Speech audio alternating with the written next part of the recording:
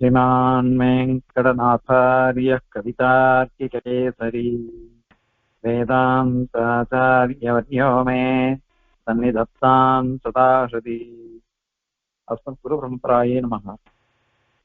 நேத்தி ஒரு விஷயம் சாதிச்சு முடிச்சார்.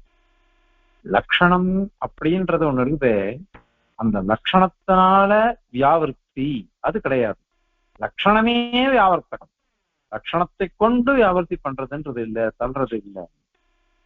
அதனால லட்சணமே வியாவர்த்தகமா இருக்குது. அந்த லட்சணம்ன்றது கூட என்னன்னாக்க விருத்த விவகாரம் தான். பெரியவா நமக்கு சொல்லி கொடுக்கறத வச்சுதான் இருக்கே தவிர்த்து இதெல்லாம் கிடையாது. அதாவது இதுக்கு லட்சணம் அப்படின்லாம் கிடையவே கிடையாது. எல்லாம் விருத்த விவகாரத்தை வச்சுட்டு தான் வருது. நாம லட்சணம்னு ஒரு உபச்சாரத்துக்கு சொல்றோம் அதை அப்படின்னு சாதிச்சிருந்த நேதி பார்த்தோம். இப்போ அதையே திருடீகரிக்க போறார் சுவாமி. எப்படி திருடீகரிக்க போறார் அப்படின்னாக்கா, இப்போ அவ ஒரு விஷயம் சொன்னான். என்ன சொன்னான்னா, இந்த மாதிரி வியாவர்த்திர் வியவஹாரோ வ லக்ஷணஸ்ய பிரயோஜனம் அப்படின்னு அவ சொன்னான். லட்சணம் அப்படின்னு சொன்னாக்கா அதனுடைய பிரயோஜனம் என்ன அப்படின்னு நேத்தியே சொன்னோம். அத ஒரு வஸ்துவை காட்டிலும் இன்னொரு வஸ்து வேறுபட்டது அப்படின்னு சொல்றது ஒரு பிரயோஜனம். இன்னொன்னு லட்சணம் சொன்னாக்கா லோகத்துல விவகரிக்கிறது. இது கடம் கடம் எப்படி இருக்கும்னு சொன்னா அப்போ அந்த கடத்தினுடைய லட்சணத்தை கொண்டுதானே நம்ம விவகரிக்கிறோம். அதனால ரெண்டும் பிரயோஜனம் அப்படின்னுட்டு நையாயிகன்னு சொல்றான். இப்போ அதுவே தப்பு அப்படின்னு சுவாமி சாதிக்கிறார் இந்த ஸ்லோகத்துல. அதனால்தான் சொல்ல போறாரு. என்ன சொல்ல போறாரு எப்படி அப்படின்னு பாருங்க. இதுக்கு லட்சணம் ஒண்ணு சொல்லணுமா அல்லது அனுமானம் வச்சு சொல்லணுமா? லட்சணத்தை வச்சுதான் சொல்லணும், அனுமானத்தை வச்சுதான் சொல்லணும்னு ஏன் அப்படி சொல்ற? அதுவே வேண்டியதில்லை. ஏன் அப்படின்னா நம்மளே பார்த்துட்டு இருக்கோம். இப்ப பிருத்திவி பதார்த்தங்கள் அப்படின்னு பார்த்தோம்னு வச்சுக்கோங்க. கடமும் பிருத்திவி, துணியும் பிருத்திவி, மரக்கட்டை இருக்கு அதுவும் பிருத்திவி, இத மாதிரி எத்தனையோ இரும்பு அதெல்லாம் பிருத்திவி அப்படின்னு சொல்றோம். இப்ப இந்த பிருத்திவி பதார்த்தங்களே பல இருக்கு, நிறைய பிருத்திவி பதார்த்தங்கள். நாமளே லோகத்துல என்ன பண்றோம், இத பார்த்த உடனே தெரிஞ்சுக்கிறோமா இல்லையா? இது கடமாகிற பிருத்திவி, கடமாகிற பிருத்திவி, இது அது படமாகிற பிருத்திவி, அதுக்கு உபயோகப்படுற வஸ்து அது ஒரு பிருத்திவி, இது மண்ணுங்கிற பிருத்திவி அப்படின்னு ஒண்ணுக்கு ஒண்ணு பேதம் நமக்கு தெரியறதா இல்லையா? ஒண்ணுக்கு ஒண்ணு பேதம் தெரியுது. அந்த பேதம் நேர்மையாவே நமக்கு தெரியுது. நேர்மையா தெரியுதுன்றதே போருமே. இதுக்கு லட்சணம் இருக்கு. அத மாதிரி இதுக்கு ஒரு அனுமானம் இருக்கு, எதிரிக்கு அனுமானம். அதை கொண்டு ஏன் தெரிவிக்கணும்னு நீங்க சொல்றீங்க? லோகத்துல பார்க்கணும், பேதம்ங்கிறது நமக்கு தானா தெரியறதே. ஒரு புருஷன், ஒரு ஸ்திரீ, ஒரு விருத்தன், ஒரு யுவகன், ஒரு யுவதி, ஒரு விருத்தா, இது குழந்தை அப்படின்னு நம்ம பேதம் தெரியறது. இந்த மாதிரி பேதமும் இப்படி தெரியறதுனால இதுக்கு தனியா நாம லட்சணம் ஏன் சொல்லணும்? எதுக்கு இத மாதிரி இந்த இதையும் சொல்லணும்? இது கூட சொல்ல வேண்டாமே. ஒரு அனுமானம், கேவல வெதிரேக அனுமானம், அதை வச்சுதான் சொல்லணும் அப்படின்னு எதுக்கு நீ சொல்ற? அது சொல்லவே வேண்டியது இல்லையே, சொல்லவே வேண்டியது இல்லை அப்படின்னு சுவாமி கேட்கிற. அதற்கு அவ என்ன பதில் சொல்ற? சரி, இப்ப உனக்கு இது கடம் இது படம் அப்படின்னு நமக்கு பேதம் தெரியாது. இது பிருத்திவி பதார்த்தங்கள்லயே பல பேதங்கள். அந்த பிருத்திவி பதார்த்தத்தை வச்சுண்டு இது பிருத்திவி, அது ஜலம், இது ஆகாசம், இது வாயு, இது தேஜஸ் அப்படின்னு நமக்கு தெரியறதுன்னு நீ சொன்ன. ஆமா, இதை எப்படி நீ தெரிஞ்சுட்ட அப்படின்னு நையாயிகன் கேட்கிறான். இதுக்கும் லட்சணத்தை சொன்னாதானே தெரிய முடியும். லட்சணத்தை வச்சுட்டுதான் இதையும் தெரிஞ்சுக்க முடியும். லட்சணம் இல்லாம எப்படி இது பண்ண முடியும்? எல்லாமே எல்லாருக்கும் தெரியறது இல்லையே. லோகத்துல எத்தனையோ வஸ்துக்களை பார்க்கணும். எல்லா வஸ்துக்களும் எல்லாருக்கும் தெரியறதா? எதுவுமே தெரியறது இல்லையே. எதுவும் தெரியறது இல்லை. ஏதோ ஒன்று ரெண்டு விஷயங்கள் நமக்கு தெரியலாம், எல்லாம் நமக்கு தெரியறது இல்லையே. அதனால அப்ப என்ன சொல்லணும், இது பிருத்திவி பதார்த்தம், இது ஜல பதார்த்தம் அப்படின்னு பிரிச்சு பிரிச்சு லட்சணம் சொல்லணும். அது மாதிரி கேவல விதிரேக அனுமானம் இதுக்கு தேவையா இருக்குமே. அதனால லட்சணம் இருந்துதான் நம்ம சொல்ல முடியும். லட்சணம் இருந்ததுன்னா அனுமானம் பண்ணி ஆகணும். அனுமானம் பண்ணணும்னா கேவல விதிரேக்கு வேணும். அப்படி வேணும்ன்றதுனால நம்ம தெரிஞ்சுன்னு போலாமே. இதை விட்டுட்டு லட்சணமே வேண்டாம், அனுமானமே வேண்டாம், அதனால கேவல விதிரேக்கியம் இல்லை அப்படின்னு நாங்க சொல்றோம் அப்படின்னாக்கா அது எப்படி ஒத்துக்க முடியும்? ஆகையினால லட்சணம் அவசியம் தேவை. லட்சணம் தேவைன்றதுனால அனுமானமும் தேவை அப்படின்னுட்டு அவ கேட்கிறா நையாயிக்கா. அதற்கு சமாதானம் சாதிக்கணும்.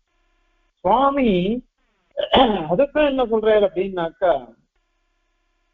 இப்போ நாம லோகத்துல பாக்குறோம், நெய் நேற்று பாட்டத்திலேயே பார்த்தோம், நெய் திரவமா இருக்கு. திரவமா இருக்கிறதுனால அது ஜலபதார்த்தமா இருக்கட்டுமே அப்படின்னு சந்தேகம் வருது. உடனே அதுக்கு என்ன சொன்னா, அப்படி இல்ல, அது திரவமா இருக்கிறதுக்கு ஏதோ காரணத்தினாலதான் திரவமா இருக்கு. வஸ்துதாக அது திரவமே இல்லை, அது திடமான பதார்த்தம் தான். அதுலயும் வாசனைன்னு ஒண்ணு இருக்குது. வாசனைன்னு ஒண்ணு இருக்கிறதுனால அது பிருத்திவி பதார்த்தம் அப்படின்னு நாம சொன்னோம். இப்ப என்னன்னாக்கா, சந்தேகாஸ்பதமான விஷயங்கள், அந்த சந்தேகாஸ்பதமான விஷயங்கள்ல கூட லோக விவகாரம் ஒண்ணு இருக்குது. இதுல வாசனை இருக்கு, வாசனை இருக்கிறதுனால இது பிருத்திவி அப்படின்னு நமக்கு தெரியுது. அந்த விவகாரத்தை கொண்டு நம்ம சொல்லிட்டு போறோம். அதனாலதான் பாருங்க, அவளும் ஒத்துக்கிறா இது பிருத்திவி பரமாணுன்னு ஒண்ணு சொல்றா. இதெல்லாம் ஜலத்திரவியசரத்துல கண்டனம் பண்ணிருக்கோம். பரமாணுன்னு ஒண்ணு இல்லாத ஒண்ணத்தை கற்பிக்கிறார். இது பிருத்திவி ஜல பரமாணும், இது ஜல பரமாணும், இது தேஜ பரமாணும், இது வாயு பரமாணு, இது ஆகாச பரமாணுன்னு சொல்றார். இப்ப பரமாணுன்றது எப்படி இருக்கணும்? சூக்ஷமா இருக்கணும், கண்ணுக்கு தெரியாததா இருக்கணும். அதுல நீ எப்படி பேரத்தை கண்டுபிடிச்ச? அப்ப பரமாணுக்கு லட்சணம் வச்சிருக்கியா நீ? அந்த பிருத்திவி பிரமாணம், பார்த்திவ பிரமாணம், தைத்திக பிரமாணம் நீ பிரிச்சு வச்சிருக்கியா? அத கூட நீ என்ன சொல்லணும்? வியாபாரம் லோகத்துல அந்த பிருகத் அதாவது மகத் பரிமாணம் பெருசா இருக்கிற வஸ்துவை பார்த்துட்டு, இந்த பெருசா இந்த வஸ்து இருந்ததுன்னா இந்த பெரிய வஸ்துவுக்கு சூக்ஷமான ஒரு வஸ்து இருக்கணும் காரணம். அப்படி நீ கொண்டு வரணும். இது கூட எப்படின்னா லோகத்துல இருக்கிற விவகாரத்தை வச்சுட்டுதான் வரணும். லோகத்துல வச்சுட்டு விவகாரத்தை தான் வரணும். இதுக்கு எதுக்கு அனுமானம் பண்ணது? ஏன் அப்படின்னா, எல்லா பிருத்திவி பதார்த்தங்கள் ஒண்ணுக்கு ஒண்ணு பேதம் இருக்குது, முன்னாடியே சொன்னோம்.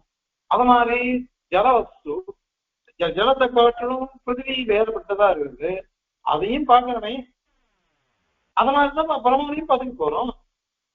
அதனால இப்போ நம்ம எல்லா பிருத்திவியும் தெரியாதுதான், தெரியாட்டா கூட நாம நிச்சயம் தெரிஞ்சுப்போம். இப்ப சுவாமி என்ன இதுல ஒரு யுக்தி கேட்கிறாருனாக்கா, இதான் யுக்தி கேட்கிற யுக்தி. அனுமானம் பண்ணணும் நீங்க சொல்ற, லட்சணம் சொல்லணும்னு சொல்ற. இந்த லட்சணம் எப்படி வந்தது, அனுமானம் எப்படி வந்தது? தெரிஞ்சு வந்ததா தெரியாம வந்ததா? தெரிஞ்சுதான் வந்ததுன்னு சொன்னாக்கா, வஸ்துவை எனக்கு தெரியும், அதனால்தான் நான் லட்சணம் சொல்றேன் அனுமானம் சொல்றேன்னு சொன்னாக்கா, தெரிஞ்ச வஸ்துக்கு எதுக்கு லட்சணம்? தெரிஞ்ச வஸ்துக்கு எதுக்கு லட்சணம் சொல்லணும்னு நீ சொல்ற? தெரிஞ்ச வஸ்து லட்சணமே வேண்டாமே. லட்சணம் வேணாம்ன்றதான் அனுமானமும் வேண்டாம். ஏன்னா நமக்கு தெரியறதுனாலேயே நமக்கு இந்த வஸ்து இப்படிப்பட்டது அப்படின்னு நமக்கு ஆயிடுறது. இதுக்கு என்னத்துக்கு லட்சணம் சொல்லணும், எதுக்கு அனுமானம் சொல்லணும்? அல்லது எல்லா வஸ்துவும் தெரியாததுனால நாங்க அனுமானம் பண்றோம், லட்சணம் சொல்றோம் அப்படின்னு சொல்றியோ? அப்ப தெரியாத வஸ்துவை வந்து நீ எப்படி தெரிஞ்சுப்ப?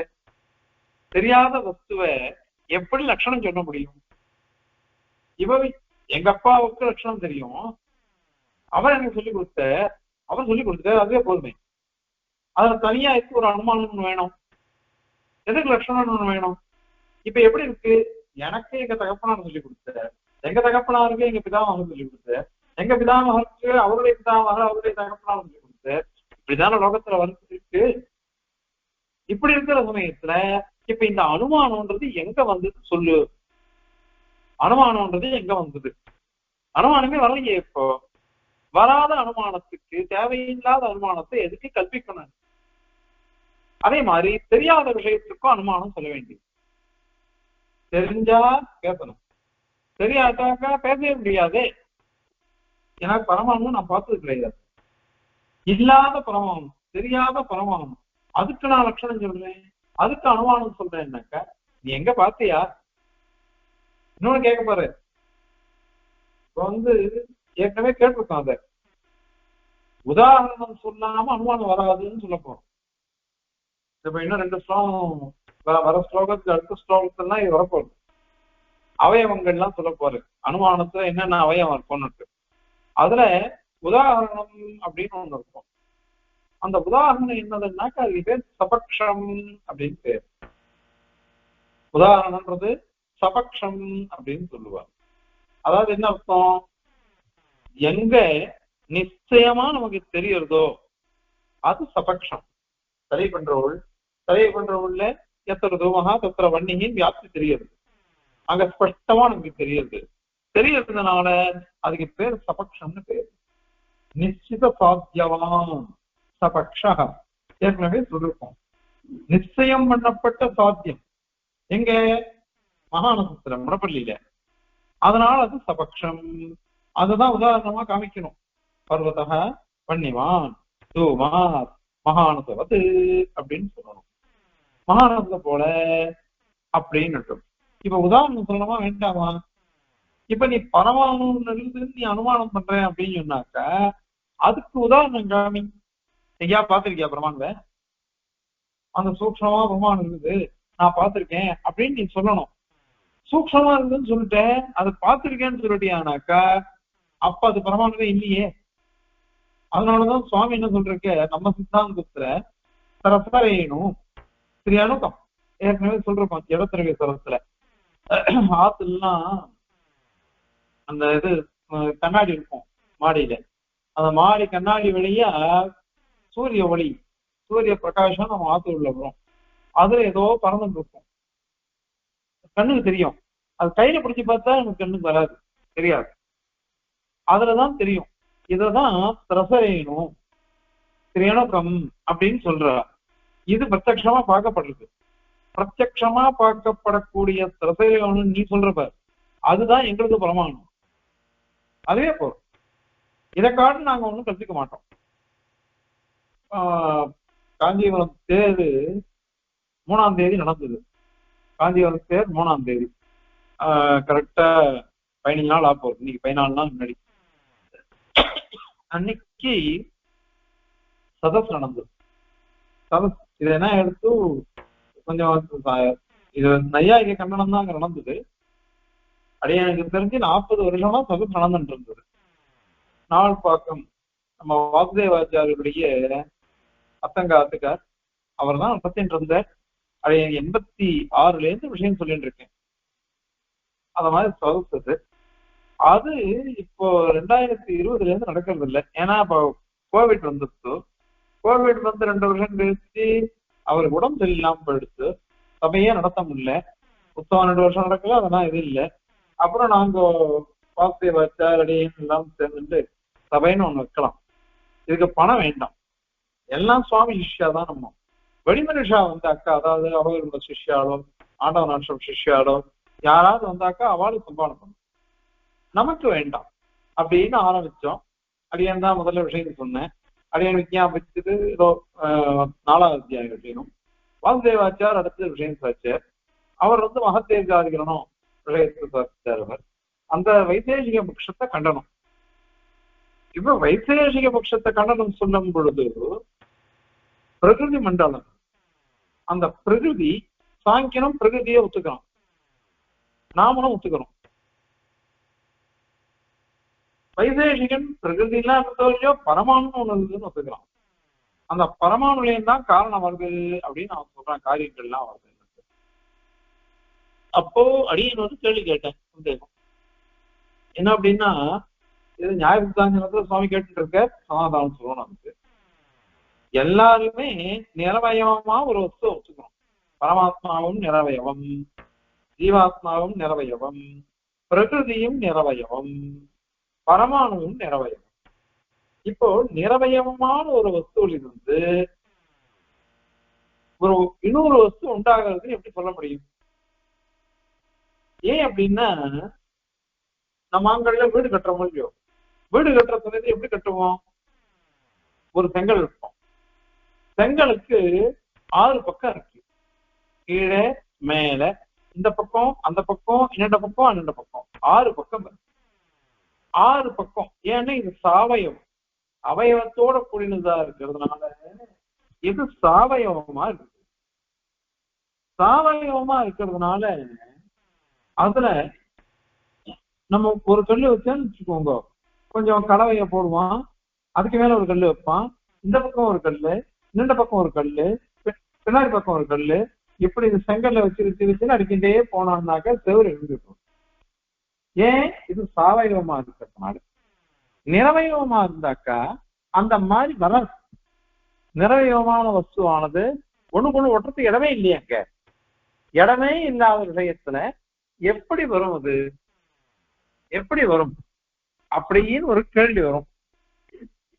அது நையாயிகனை பார்த்து நாம கேட்கிற கேள்வி. அது நையாயிகனை பார்த்து நாம கேட்கிறோம்.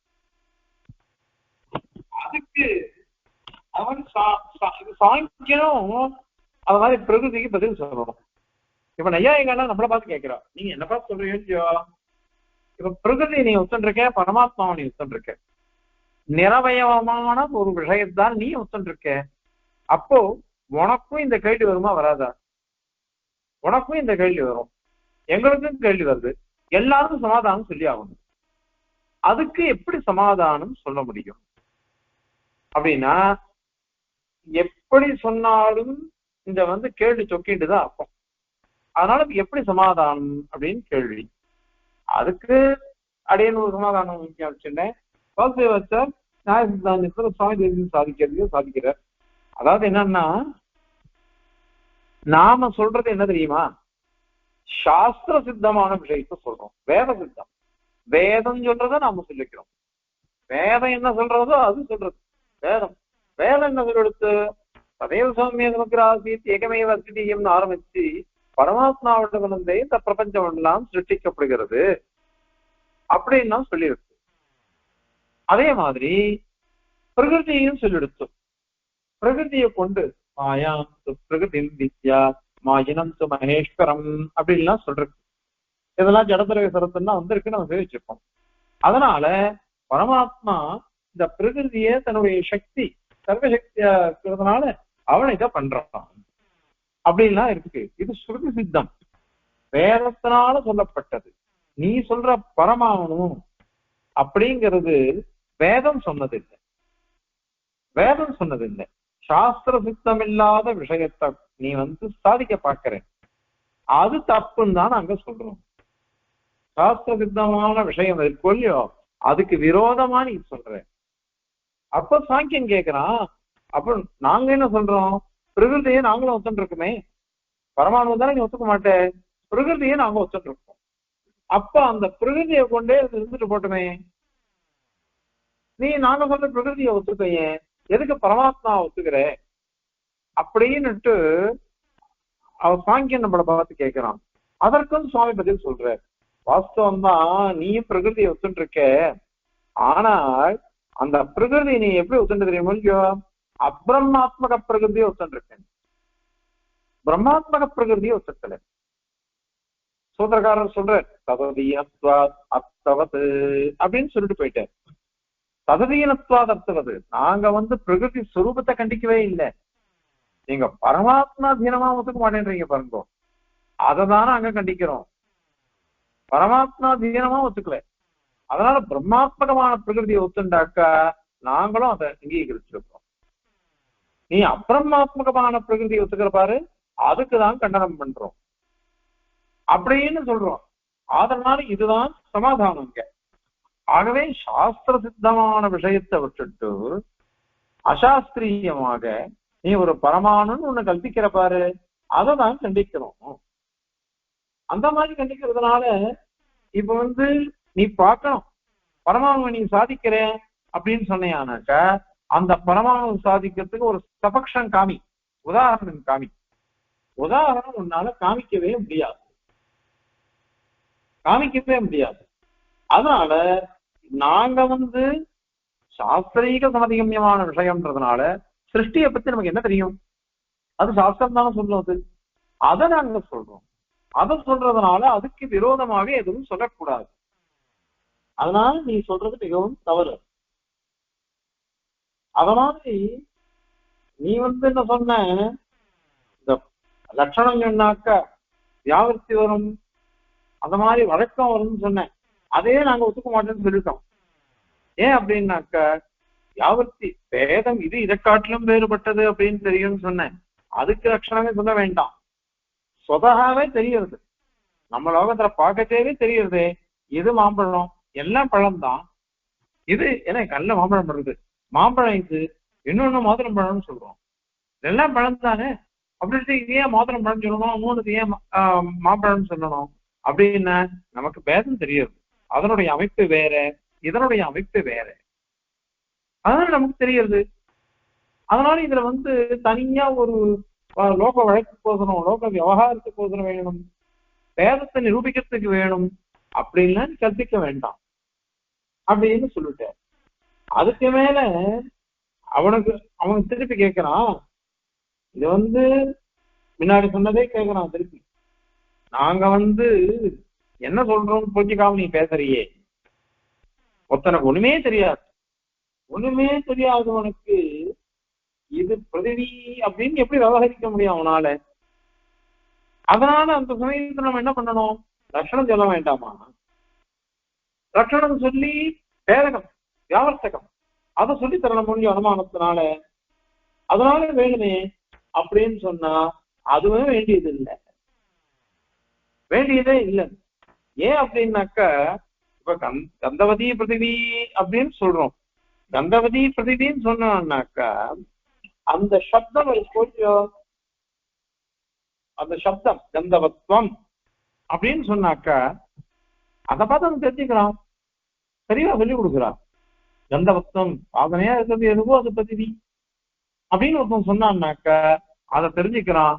எது எது வாசனையா இருக்கோ அதெல்லாம் பிருத்திவி அப்படின்னு உனக்கு வந்துடுறதே. ஏன்னாக்கா அப்படியானாக விபரீதமா ஏன் கேட்கக்கூடாது? வாசனையா இருந்தாதான் பிருத்திவின்னு சொல்லணுமா? ஜலத்தையே பிருத்திவியா சொல்லிட்டு போ, பிருத்திவியே ஜலமா சொல்லிட்டு போ அப்படின்னு கேட்டா என்ன பதில் சொல்லுவேன்? பிருத்திவிய ஜலமா சொல்லலாம், ஜலத்தை பிருத்திவியா சொல்லலாம். அப்படி சொன்னாக்கா அதுக்கு நீ என்ன பதில் சொல்ல போற? இப்படி எல்லாம் கேள்வி கேட்டாக்கா உன்னால என்ன சொல்ல முடியும்? அதனால இந்த மாதிரி கிடையாது. பெரியவாளுடைய விருத்த விவகாரம் சொல்லியோ அதை கொண்டுதான் எதையும் சொல்ல முடியும், அதை மீறி எதையுமே சொல்ல முடியாது. அதனால நீ கல்பிக்கிறது தான் நாங்க கண்டனம் பண்றோம். இன்னொரு விஷயம் சொல்றோம் புரிஞ்சுக்கோ, லட்சணம் வேண்டான்னு நாங்க சொல்லல, கேவலம் வெதிரேகி தான் வேண்டாம்னு சொல்லிட்டு இருக்கோம். வெதிரேக அனுமானத்தை நாங்க ஒத்துக்கிறோம், வெதிரேக வியாப்தியை நாங்க ஒத்துக்கிறோம். நேத்தியே அதை சொல்லிட்டோம். அண்மையும் வெதிரேகியா இருக்கணும், கேவலாண்மையி அதை ஒத்துக்கிறோம். அதுக்கெல்லாம் இடம் காமிச்சிருக்கோம் உதாரணம். அது மாதிரி கேவலம் அண்மையும் வெதிரேகி அதையும் ஒத்துக்கிறோம். கேவலம் வெதிரேகின்னு ஒண்ணு சொன்னேனாக்கா அதைதான் நாங்க கண்டனம் பண்ணிட்டு இருக்கோம். அதனால இந்த எந்த இடத்துல சந்தேகங்கள்லாம் வருதோ அந்த இடத்துல இத மாதிரி நீங்க சொல்லிட்டு போ. ஆனா கேவல விதிரேகி வேண்டாம், கேவல விதிரேகியே வேண்டியது இல்லை. அதனாலதான் இப்போ அயம் கடக அப்படின்னு சொன்னோம். அயம் கடகா அப்படின்னு சொல்லச்சு, அயம் கடக கிம் பார்த்திவ பதார்த்தா ஆப்பிய பதார்த்தம் கேள்வி வருது. இந்த கடமானது பிருத்திவி பதார்த்தமா அல்லது ஜல பதார்த்தமா வேற ஏதாவது பதார்த்தமா அப்படின்னு ஒரு கேள்வி வரும். கேள்வி வரிச்சு ஏதாவது வாசனை இருக்கிறதெல்லாம் பிருத்திவி பதார்த்தம் சொல்றோமே, அதுல ஜடத்தை பார்த்துட்டு இருந்தா அந்த வாசனை தெரியாது. அதனால இது பிரத்யக்ஷ அனுபவம், பிரத்யக்ஷ அனுபவத்தை கொண்டு நாம சொல்லிட்டு இருக்கோம் லோகத்துல. அதனால இன்னொன்னு, சில சமயத்துல நேற்று சொன்னோம் நெய் பிருத்திவியா ஜலமா அப்படின்னு, அப்ப சந்தேகம் வரும். அந்த மாதிரி சந்தேகம் வர சமயத்துல லட்சணமானது அது உபகரிக்கும். அது அது உதவி பண்ணும். எப்படி உதவி பண்ணும்? வாசனை இருக்கிறதுல வாசனை இருக்கிறதுனால அதை கொண்டு நான் இது பிருத்திவி பதார்த்தம் அப்படின்னு நான் சொல்றேன். அதனால இந்த மாதிரி லட்சணமோ லட்சணத்தான வியாபத்தியோ அல்லது லோக விவகாரமோ இதெல்லாம் அப்படி அதனாலதான் வரும் அப்படின்னு நீ ஒரு நியமம் சொல்ற, நிர்பந்தம் சொல்ற. அந்த நிர்பந்தம் தேவையில்லை. நிர்பந்தம் இருந்ததுன்னாக்கா என்ன ஆயிடும்? விபரீதம் வரும். கேவல விதிரேகிதான் அங்கீகரிச்சாகணும்னு உனக்கு ஆயிடும். கேவல விதிரேகிதான் அதை அங்கீகரிக்கணும் அப்படின்னு சொன்னேனாக்கா அப்ப எதுவுமே நமக்கு சித்திக்காம போயிடும். எதுவும் சித்திக்காம போயிடுறதுனால, ஏன்னா நாங்க கேவல விதிரேகியே வராதுன்னு சொல்லிருக்கோமே, வராதுன்னு சொல்லிருக்கிறதுனால அதுவும் விரோதமா போயிடும். அந்த மாதிரி சொல்லக்கூடாது. அந்த மாதிரி சொல்லக்கூடாதுன்றதுனால இந்த லட்சணத்தை கொண்டுதான் வியாபர்த்தி வரும், லோக விவகாரம் வரும் அப்படின்றது கிடையாது அப்படின்றத இந்த ஸ்லோகத்தினால சுவாமி சாதிக்கிறார். இப்போ இந்த ஸ்லோகத்தை சேவிச்சு அதனுடைய வியாக்கியான தாத்பரியத்தை பார்க்கலாம். வேதோபாதேர் घटादौ விதித இதரதாம் ஸ்வப்ரசித்திः புரோக்தா கிருஷ்ணக்ஷோண்யன்விதோசோ ந விதித இதி சேத் பக்ஷசித்திः கதம் ஸ்யாத் வியாஹாரேப்யேவ முக்கியம் ந கலு ந விதிதம் தன்னிமித்தம் घटादौ नो चेत् तत्तन्निमित्त व्यवहृति नियम स्थापனம் துஷகம் தே அப்படின்னு சாதிக்கிறார் ஸ்லோகத்தில். இப்போ கந்தவத்துவத்தை கொண்டு இதர பேதத்தை அனுமானம் பண்ணணும் லட்சணத்தினால. கந்தவத்துவம்னு லட்சணம், அது அந்த லட்சணத்தை கொண்டு இதர பேதம் இன்னொன்னத்தை காட்டிலும் வேறுபட்டது இது அப்படின்னு தானே நீ சொன்ன. அத போன ஸ்லோகத்துல கண்டனம் பண்ண, அத இன்னும் விவரமா சாதிக்கிறது. घटादौ घटम முதலானவைகள்ல அபாதேஹே பேதா, அப்புன்னு ஜலம், ஆதி சப்தத்தினால ஆகாசம் வாயு இதெல்லாம் எடுத்துக்கணும். அவைகளுடைய அபேதம், அது பேதம், பேதம். இந்த பேதமானது விதித்தக முன்னாடியே நம்ம பார்க்கிறோமே, ஜலத்தையும் பார்க்கிறோம், பிருத்திவி பதார்த்தத்தையும் பார்க்கிறோம். எப்படி பார்க்கிறோம்? நதியில போய் குளிக்கிறான் ஒருத்தன். குளிக்கிற சமயத்துல நம்ம காவேரி எல்லாம் தீர்ந்து ஆகணும்னா மண்ணும் இருக்கு, ஜலமும் இருக்கு. அப்போ மண்ணு வேற ஜலம் வேற அவனுக்கு தெரியுறதா இல்லையா? அந்த மண்ணு தான் பார்த்திவ பதார்த்தம், ஜலம் ஜல பதார்த்தம் அப்படின்னு நமக்கு தெரியுறதே, ஏற்கனவே தெரிஞ்சு கொடுத்தேன். இதரதா இந்த இல்லாத போனாக்கா அந்த அதாவது பிருத்திவி எல்லாத்துலயும் பிருத்திவி இல்லை, பிருத்திவியில மொத்தம்தான் பிருத்திவித்துவம் இருக்கு, மீதி எல்லாத்துலயும் பிருத்திவித்துவம் கிடையாது. அதனால அவைகளை காட்டிலும் பிருத்திவி வேறுபட்டது அப்படின்னுட்டு அதை சாதிக்கணும்னா அது அப்பிரசித்தியின் தோஷம் வருது. அப்பிரசித்தியின் தோஷம் ஏன் அது அப்பிரசித்தியின் தோஷம் வருது அப்படின்னாக்கா, நீ இது தெரியாத விஷயத்தை போய் நீ எப்படி சாதிப்ப? தெரிஞ்சாதான் சாதிக்க முடியும். தெரிஞ்சாதான் சாதிக்க முடியும். அப்ப தெரிஞ்சுட்டோம்னு வச்சுக்கோங்க, அப்ப சாதிக்கவே வேண்டாம். தெரிஞ்சுட்டோம்னா சாதிக்கவே வேண்டாம். தெரியல அப்படின்னா தெரியாத விஷயத்தை எப்படி சாதிப்ப? அது அப்பிரசித்தமாச்சே. பிரசித்தம் இருந்தால் தானே உன்னால சாதிக்க முடியும். அதுவே முடியாது. அதனால இந்த தோஷம் வரும்னுட்டு புறா முக்தா முன்னாடியே சொல்லப்பட்டது. இந்த அனுமான பிரயோகங்கள்லாம் சொல்லும் பொழுதே அவளை நையாயிகால கண்ணம் பண்ணிட்டு சொல்லியாச்சு. அதுக்கு அவன் கேட்டான், இல்ல கிருஷ்ணக்ஷோணி அன்மிகா. க்ஷோணி, க்ஷோணின்னாக்க பூமிக்கு பேரு, பிருத்திவிக்கு பேரு. கிருஷ்ணம் அப்படின்னா எல்லாம் அர்த்தம். எல்லா பூமியிலையும், அதாவது பிருத்திவி பதார்த்தம் அனைத்திலும் அதுல அசௌ இந்த ஜலாதியனுடைய பேதம். ஜலத்தை காட்டிலும் வேறுபட்டது பிருத்திவி, ஆகாசத்தை காட்டிலும் வேறுபட்டது பிருத்திவி. இந்த பேதம் இருக்கு பாருங்க, இது நவிசித்தக, அது தெரியலையே. பிருத்திவி பதார்த்தம் ஒண்ணுதான் இருக்கான்னா இந்த பிரபஞ்சத்துல எவ்வளவோ இருக்கே, எவ்வளவோ இருக்கிறதுனால எனக்கு தெரியல, எல்லாமே தெரியல. அதனால விதித்தக இது அறியப்படவில்லை. ஏன்னா என்னால தெரியல, எனக்கு தெரியல. அதனால நான் அனுமானம் பண்ணி தெரிஞ்சுக்கிறேன் அப்படின்னு சொன்னேன். ஆனாக்க பக்ஷ சித்தி கதம் சியார். பக்ஷன்றது எப்படி சித்திக்கும்? பக்ஷன்றது எப்படி சித்திக்கும்? பக்ஷன்றது சித்திக்காது. ஏன்னா அவ ஏற்கனவே சொன்னோம், பக்ஷம்னா என்ன அர்த்தம்? உதாகரணம், நிச்சித சாத்தியவான் அப்படின்னு சொன்னோம். எத்திர தூமகா தத்திர வன்னிகி யதா மகானசகா அப்படின்னு சொன்னோம். இந்த மகானசம் மடப்பள்ளிங்கிறது உதாகரணம், அதுதான் சபக்ஷம். அந்த சபக்ஷன்றது எப்படி சித்திக்கும் உனக்கு? ஏன்னாக்கா நீ எல்லா பதார்த்தங்களையும் இதுல சேர்த்துட்ட.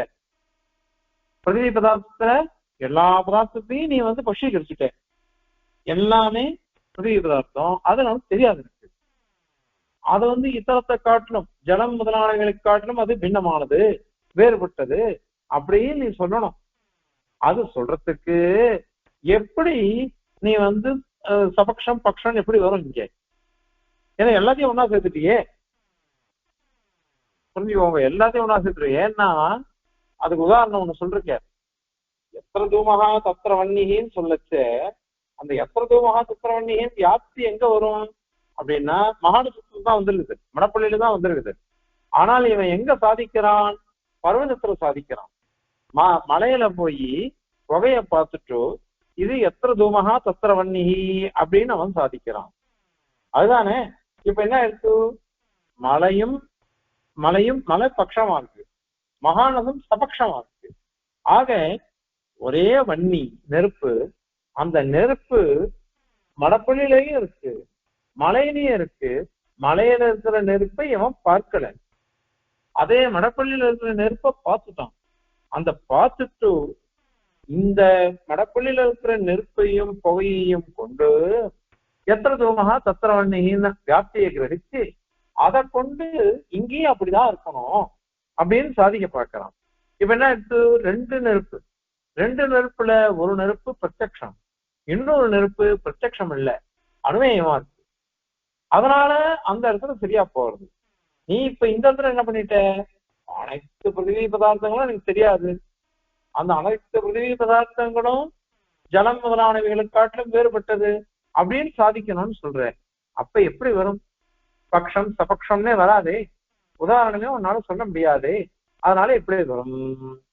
சரி, வியாகாரேபி, வியாகாரம்னா விவகாரம், நம்ம சொல் வழக்கு, நம்ம பேசுறோம் பாருங்க, இது பிருத்திவி பதார்த்தம், இது ஜல பதார்த்தம், இது ஆகாச பதார்த்தம் அப்படின்னு நம்ம பிரிக்கிற முடியும், பிரிச்சு விவகரிக்கிறோம்.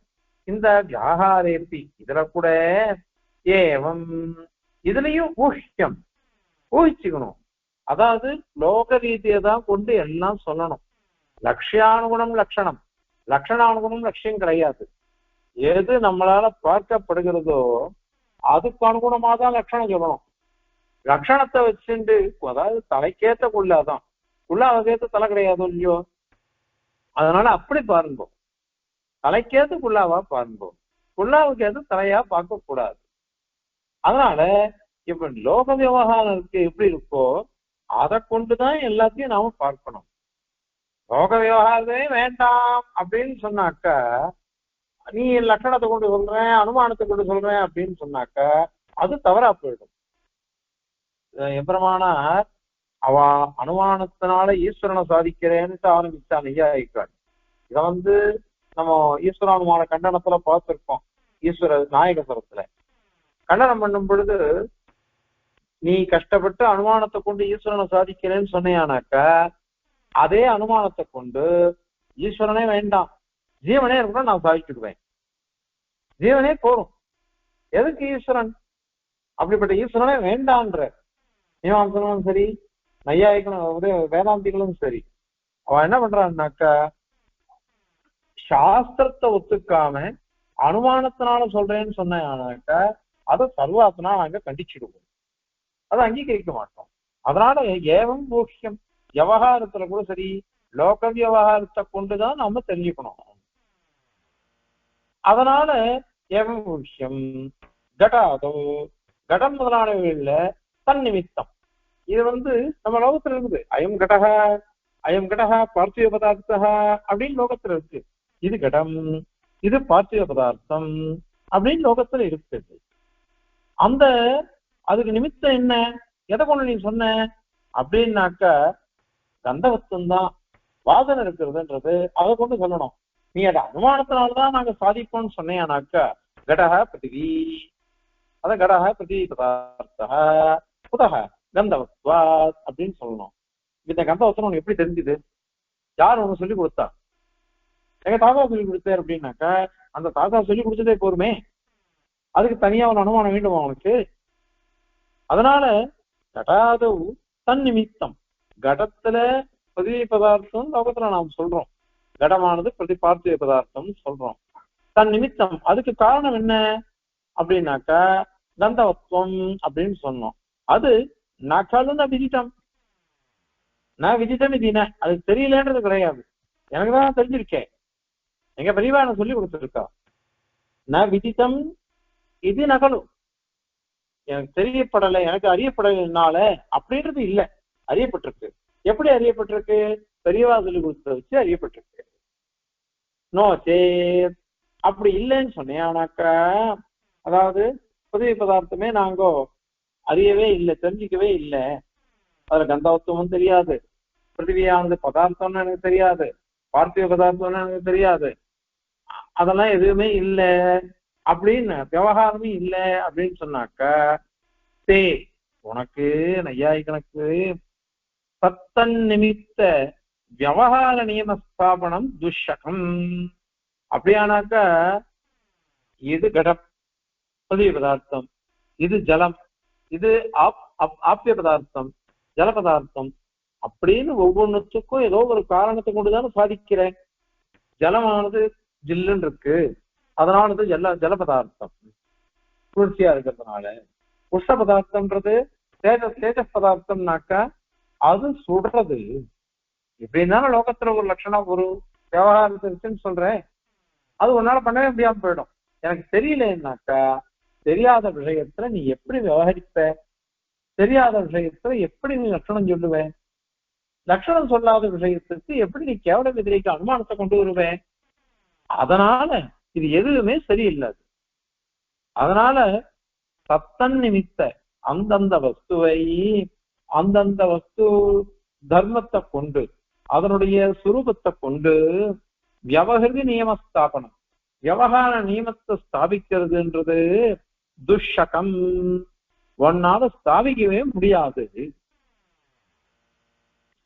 சாதிக்கவே முடியாது. சாதிக்க முடியாத விஷயத்துல போய் நீ எப்படி இதை கொண்டு வருவனி? அதனால முடியாததுனால இந்த கேவல விதிரேக்கின்றது வேண்டவே வேண்டாம், கேவல விதிரேக்கின்றதே கிடையாது. கேவல விதிரேகின்றது இல்லைன்றதுனால அனுமானம்ங்கிறது அந்த அனுமானத்துல வியாப்தின்னு ஒண்ணு சொன்ன பாருங்க, அந்த வியாப்தி ரெண்டு விதமா தான் சொல்ல முடியும். அன்வய வியாப்தி ஒண்ணு, அத மாதிரி அன்வய விதிரேக வியாப்தி, இந்த ரெண்டு வியாப்தி தான் சொல்ல முடியும். கேவல விதிரேகின்றது கிடையாது. அத கேவலான்மயி அப்படின்னு முதல்ல, இன்னொன்னு அன்வய விதிரேகின்னு, இந்த ரெண்டு தான். விதிரேகம் வராது சில இடங்கள்ல, சில இடங்கள்ல ரெண்டும் சேர்ந்து வரும், அங்கேயுமே வராம வெதிரேகுண்டி வரும் அப்படின்றது கிடையாது. அப்படிங்கிறத இத்தனை ஸ்லோகங்கள்னால கண்டிச்சிருக்க சுவாமி தேசிகன். இப்போ ஸ்லோகத்தை பாருங்க. வேதோபாதேர் கடாதோ விவித இதரதா ஸ்வப்ரசித்தி புரோக்தா கிருஷ்ணக்ஷோண்யன்விதோசோ ந விதித இது சேத் பக்ஷசித்தி கதம் ஸ்யாத் வியாஹாரேப்யேவ மோக்ஷ்யம் ந கலு ந விதிதம் தன்னிமித்தம் கடாதோ நோ சேத் தத்தன்னிமித்த व्यवहिति नियम स्थापनम दुष्शकं ते कविताकिरसिंहाय कल्याण गुणशालिने श्रीमते वेंकटेशाय वेदांत गुरवे नमः। अस्मद्गुरुपरंपरायै नमः।